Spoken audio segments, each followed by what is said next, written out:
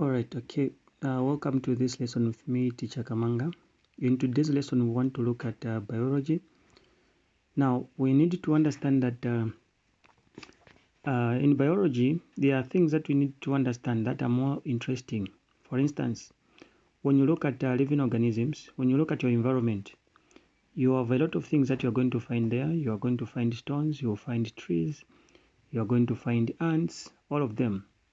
Now, biology has classified them to as living organisms and also non-living organisms. So we need to understand that. Now, how do we distinguish between stones, trees, ants to say which one is a living organism and also which one is a non-living organism? Now, to do that, there are some characteristics that are supposed to be exhibited by those that are called living organisms and also those that are called non-living organisms. So to start with, a living organism must be able to move. So a living organism, if an object is going to be classified to as a living organism, then we should exhibit some movement, or which we call locomotion. So movement is the first characteristics of a living organism. The second one, we understand that also a living organism must be able to respire or to carry out respiration. So we understand that respiration is also a vital process in living organism that enables them to be able to carry out what we call gaseous exchange. Okay, so we are seeing that the respiration is the second one. So our third characteristic is what we call feeding. So we also understand that a living organism must be able to feed. So this one also sometimes we call it nutrition, because we understand that it must be able to eat something, then it is classified to be a living organism. Our fourth one, characteristics, it is what we call growth. All right, so we need to understand to say growth, it is a permanent increase in size, mass, and also an irreversible increase in the height of a particular living organism. So we understand that if, for example, we are growing, we do not expect to grow back. So that is a characteristic, because even us as humans, because we are also part of a group which is called living organism, we exhibit that characteristic. So it is very important that we understand. And our fifth one, it is called irritability. Our fifth one, it is called irritability or sensitivity. So we need to understand to say a living organism must be able to be sensitive. It can be able to respond to stimuli or changes that are found in the environment. So that is very, very important that we understand.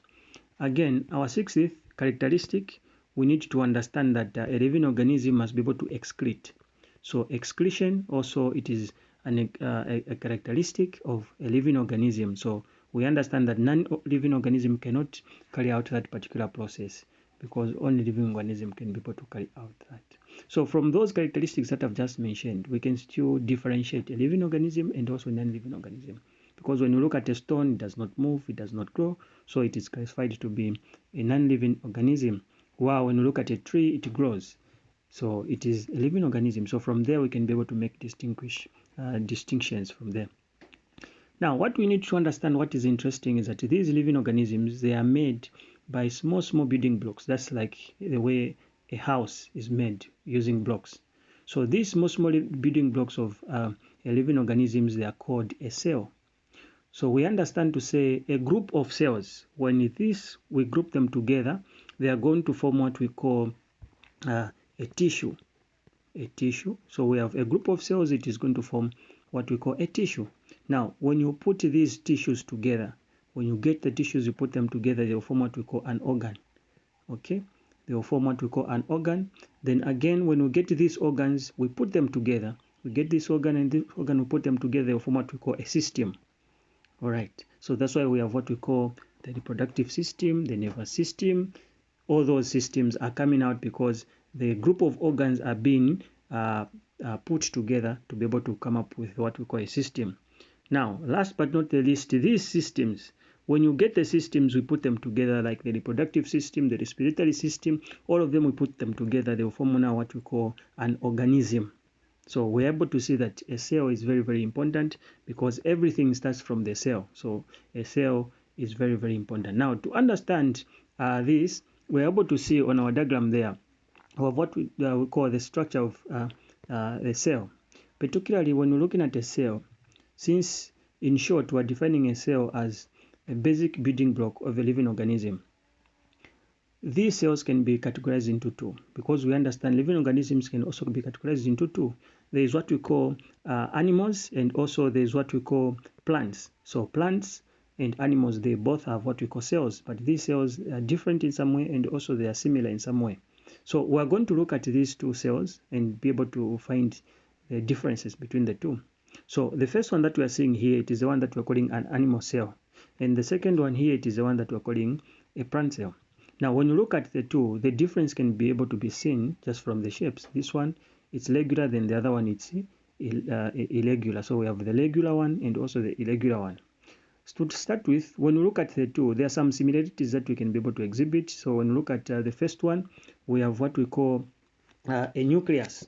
So now, when you look at the nucleus is very, very important to a cell, because it is the one which is responsible to control all cell characteristics. All cell characteristics are controlled by the nucleus, because the nucleus is the one that contains the DNA. So we're able to understand to say all characteristics that we see from a plant, they come from the same nucleus. Then also we have what we call a cytoplasm. So we have a cytoplasm. A cytoplasm, in this case, it is a jelly-like material or the fluid that is found in the cell. So we understand that in this jelly-like fluid, there are small organelles which we call which we can find there. So for instance, we have the Golgi bodies, the mitochondrion, and also we have the RNA. All of them, they're found in there. So these, they are very, very important for the survival of the cell, because for instance, the mitochondrion is the one that we call the powerhouse of the cell. All right, so we also have what we call a cell membrane. So a cell membrane as well, this is also very important. It's just a thin layer that surrounds the cell. This thin layer, it controls the movement of substances that enters and leaves the cell. It is sometimes called a semi-permeable membrane. So we need to understand that. Okay, so these are similarities that we have between a plant cell and also an animal cell. When you look at on the other end there, we have differences. These differences, they can only be found on a plant cell. So for example, we have what we call a cell wall, which protects the internal parts of the cell and also gives the cell its shape, like what we are seeing. We have also what we call chloroplast. The chloroplast is a site for photosynthesis, because it contains what we call a green pigment. So we need to understand. Okay, then we also have a vacuole. So the vacuole, this is a large liquid filled space that we can find in a plant cell. Now, when we look at the vacuole, it contains what we call the cell sap. So this cell sap, it contains mostly the salt and also the sugars. It is also very, very important to a cell. Now, what we need to understand is that the same cells, they are what we call specialized cells. Now, these specialized cells, they perform a specific function based on its characteristic and also how its shape is. So, for instance, on the specialized cells, we have quite a number. So we have the first one, which is a ciliated cell, we have the root hair cell, we have the xylem cell, we have the muscle cell, the blood cell, the red blood cells, the nerve cells, the white blood cells, we have the gut cell, the phloem cell, the parasite cell. So when you look at these cells, to mention but a few, they are what we call specialized cells, because they perform their specific functions. So for instance, when you look at this picture, we're able to see quite a number of the specialized cells. So for instance, the first one that we're able to see there, it's a root hair cell. So this root hair cell, it is adapted to its function because it has the presence of the vacuole. So it increases the absorption, the surface area for absorption. Then also it has what we call an elongated outgrowth. This elongated outgrowth, it also helps in terms of anchorage, so that it's able to fit in the soil. Then also we have what we call a red blood cells. A red blood cell is also very important. This one does not have what we call a nucleus, because it has in place what we call hemoglobin. So this hemoglobin into this cell, it assists in terms of the transportation of the oxygen. So the oxygen, it is attached to the hemoglobin, and the hemoglobin changes its name to the oxhemoglobin, so that it can be transported to its destination. We also have what we call a sperm cell. This sperm cell is adapted to its function because it has a tail for what we call propulsion, which is swimming. So this tail, it assists in swimming so that it should be able to perform each function nicely. Then also there it has what we call a mitochondrion, which provides energy when it is able to swim. So we need to understand that this cell is provided with energy and it has a tail so that it can be able to swim a long journey. Then we have what we call a ciliated cell. This ciliated cell also is found in the respiratory tract. Its function is to sweep away all the germs that might be contaminated in the air that we breathe. Now, how is it adapted to its function? It has what we call the cilia, small brushing like some substances there. We call them the cilia that flips out the mucus that contains bacteria or germs. So these cells are a number in our respiratory tract so that they are able to protect us from getting infected. All right. We also have what we call a parasite cell. This parasite cell very important in a plant cell because this is a site for photosynthesis. This is where photosynthesis takes place.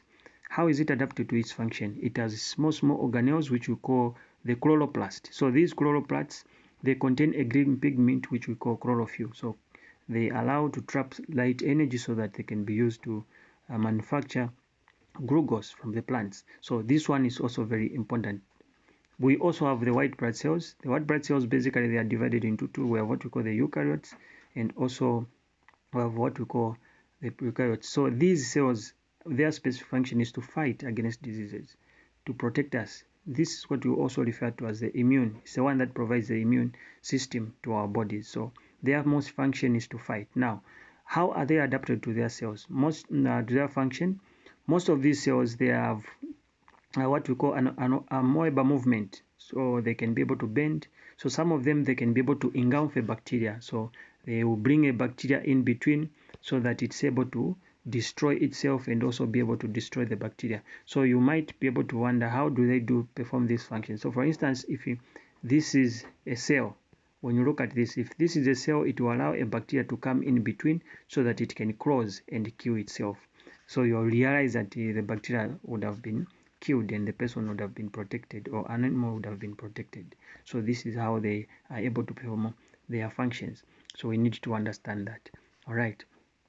Here we also have what we call a nerve cell. So this nerve cell also is very important because it's the one that transmits impulse in our body. So it is able to do that because it has numerous organelles that provides that. For instance, it has the axon there, and also it has some dendrites that are able to transmit the impulse from one to the next.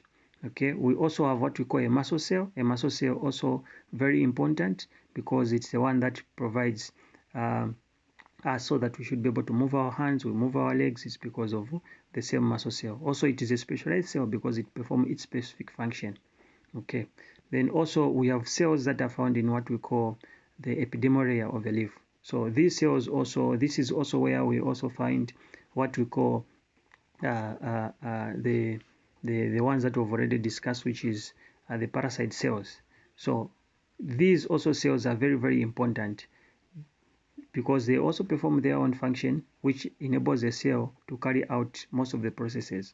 So you are going to realize that a number of these cells, they form what we call a sponge, where gaseous exchange will be able to pass through. So we're able to see that gaseous exchange also is very important in a leaf because carbon dioxide is needed for the process of photosynthesis, and oxygen again is produced during that process, so it must be able to come out. So they're able to perform that function. Okay. We also have another cell that is found also in the plants. So this cell is just a regular cell that also have its own specific function. So for instance, we have talked about a parasite cell that is found mostly on the upper part of a leaf. Now when you look at this cell that we're able to see here as well, this cell, it is just one and the same as a parasite cell because they perform the same functions. So in some other cases, when you're looking at exam, when they bring these cells, you look at their outlook and it will be able to assist you to be able to determine what kind of a cell are they talking about. So now, there are a number of cells that we can talk about. Some of them are going to look at them as well, be revising in different examination past paper questions. But what I want you to understand is that when you look at all these cells, they are referred to as specialized cells, and also it's very important that we know their structure, how they look at their adaptation, and also what makes them special to their function. So that is very, very important that we should be able to follow. All right, it has been Teacher Kamanga with you. Have a blessed day.